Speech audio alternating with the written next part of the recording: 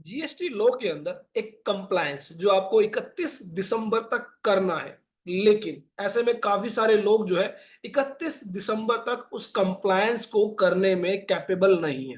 तो ऐसे में उस कंप्लायंस के रिगार्डिंग जो है ड्यू डेट एक्सटेंड कर दी गई है। पहले आपको यह कंप्लायंस जो है 31 दिसंबर तक कंप्लीट करना था। अब आप इस कंप्लायंस को 29 ऑफ फरवरी जो है 24 तक कंप्लीट कर सकते हैं। तो ऐसे में यहां पर इसके रिगार्डिंग एक डिटेल्ड एडवाइजरी भी इशू कर दी गई है।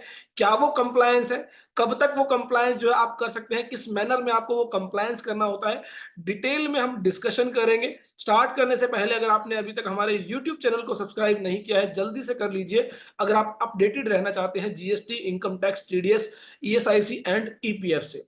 तो बात करते हैं जीएसटी लॉ के अंदर, आप देखेंगे 29 ऑफ दिसंबर आज ही के दिन जो है एक डेट एक्सटेंड की गई है for reporting opening balance for ITC reversal.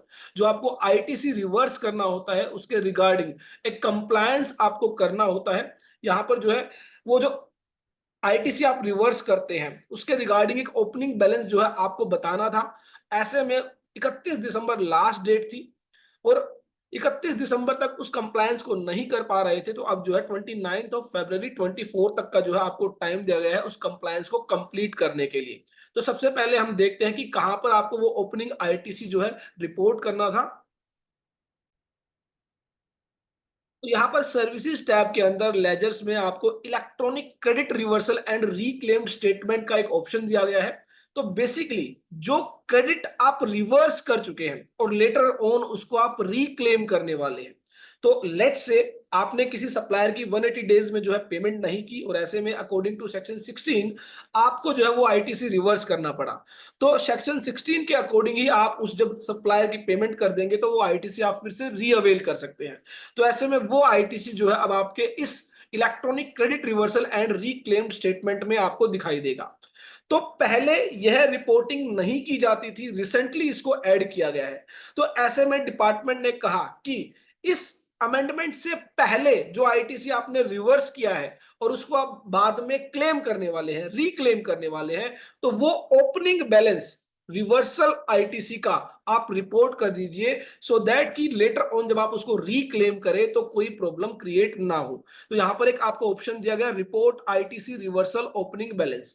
पहले यह कंप्लायंस आपको 30 नवंबर तक करना था और 31 दिसंबर तक आपको टाइम दिया गया था कि उस ओपनिंग बैलेंस में अगर आपसे कोई गलती हो गई है तो उसको आप ठीक कर सकते हैं। अब यहां पर 31 जनवरी तक अब आपको ये कंप्लायंस करना है, ओपनिंग जो रिवर्सल बैलेंस है वो आपको फिल करना है और उसके बाद आप इसको 29 फरवरी तक ठीक कर सकते हैं अगर आपने रिपोर्टिंग में कोई भी गलती कर दी है। और यहां पर 3 बार का जो है आपको टाइम दिया जाएगा, 3 जो है बार आप अपनी गलती को सही कर सकते हैं, उसके बाद आपको कोई मौका नहीं दिया जाएगा।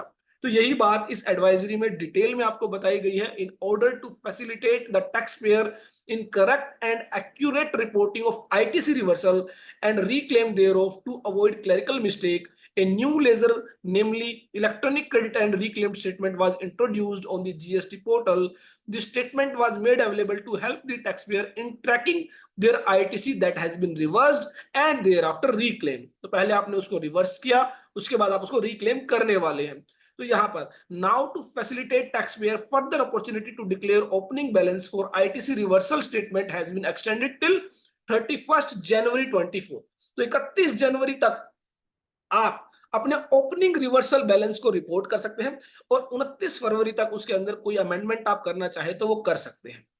Kindly note that after declaring the opening balance for ITC reversal, only 3 amendments opportunities post the declaration will be provided to correct declared opening balance in case of any mistake or inaccuracies in reporting. तो आपसे कोई mistake हो गई, कोई inaccuracy हो गई, उसको आप 3 बार ठीक कर सकते हैं। तो ये बेसिकली डेट एक्सटेंड की गई है regarding electronic credit and reclaimed statement ledger. तो यहां पर आपको जो है वो ओपनिंग बैलेंस रिपोर्ट करना है जो आप अर्लियर रिवर्स कर चुके हैं और अभी तक आपने उसको रिक्लेम नहीं किया है, उसको आप लेटर ऑन रिक्लेम करने वाले हैं। लेट से जब भी आप सप्लायर की पेमेंट करेंगे तब आप रिक्लेम करेंगे, तो वो अगर कोई बैलेंस है तो वो आप यहाँ पर आईजीएसटी, सीजीएसटी, एसजीएसटी जो भी रिस्पेक्टिव हेड है उस हेड के तहत जो आप रिपोर्ट करेंगे। वेरिफिकेशन चेकबॉक्स पर टिक करेंगे और उसके बाद जो है डिजिटल सिग्नेचर या इलेक्ट्रॉनिक वेरिफिकेशन कोड के जरिए जो है इसको सबमिट करेंगे। तो इसके रिगार्डिंग जो है बेसिकली ड्यू डेट एक्सटेंड की गई है। आई होप मेरी यह वीडियो आपके लिए यूजफुल होगी। देखते रहिए, लाइक करते रहिए हमारे यूट्यूब चैनल को और ढेर सारे ऐसे ही जीएसटी अपडेट्स के लिए।